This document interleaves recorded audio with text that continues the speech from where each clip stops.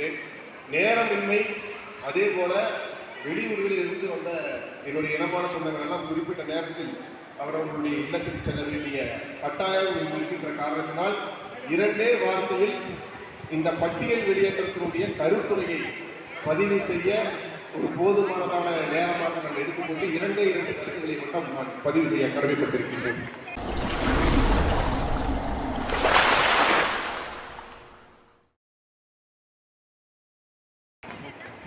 நம்முடைய பெருமைகளை மலரிய ஆசான் டாக்டர் குருசாமி சித்தரை போல சொல்ல இந்த சமூகத்திலும் யாரும் பிறக்கவில்லை, மாற்று சமூகத்திலும் யாரும் பிறக்கவில்லை என்பது என்னுடைய நம்பிக்கை. அதே போல இந்த சமுதாயத்தினுடைய வேதனையை, வலியை அனுதினமும் அனுபவித்துக் கொண்டிருக்கக்கூடிய என்னுடைய இனமான சொந்தங்களுடைய வலியும் வேதனையும் எடுத்துரைப்பதற்கு பல தலைவர்கள் இங்கு வந்து அவர்களுடைய பாணியிலே நம் சமுதாயம் அடைந்த அந்த வலிகளையும் வேதனைகளையும் அவர்களுக்கு ஏற்றாற்போல் சொல்லி அமர்ந்து விட்டார்கள்.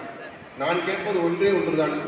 பட்டியல் வெளியேற்றம் என்கின்ற கோரிக்கையை ஆதரிப்பவர்களுக்கு வாக்கள் செலுத்துங்கள் என்று கோரிக்கையை வைத்து இங்கு தலைவர்கள் சென்று விட்டார்கள்.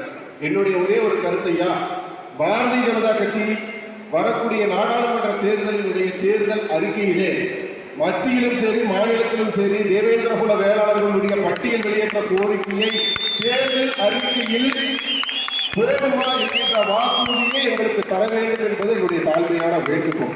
அது திமுகவாக இருந்தாலும் சரி, அதிமுகவாக இருந்தாலும் சரி, காங்கிரஸாக இருந்தாலும் சரி, கம்யூனிஸ்டாக இருந்தாலும் சரி, பாஜகவாகவே இருந்தாலும் சரி, தேவேந்திரகுல வேளாளர்களுடைய பட்டியல் வெளியேற்ற கோரிக்கையை நாங்கள் ஆதரிப்போம் என்கின்ற கோரிக்கையை அவர்கள் தேர்தல் மசோதாவிலே இடம்பெறச் செய்தால் நானல்ல, நீ அல்ல, ஒட்டுமொத்த இந்தியாவிலும் இருக்கக்கூடிய தேவேந்திரர்கள் பாஜகவை ஆதரிப்பதில் எந்த விதமான ஐயப்பாடும் இருக்காது என்பதை இந்த வேலையை நான் பதிவு செய்து விடைபெறுகிறேன். நன்றி, வணக்கம்.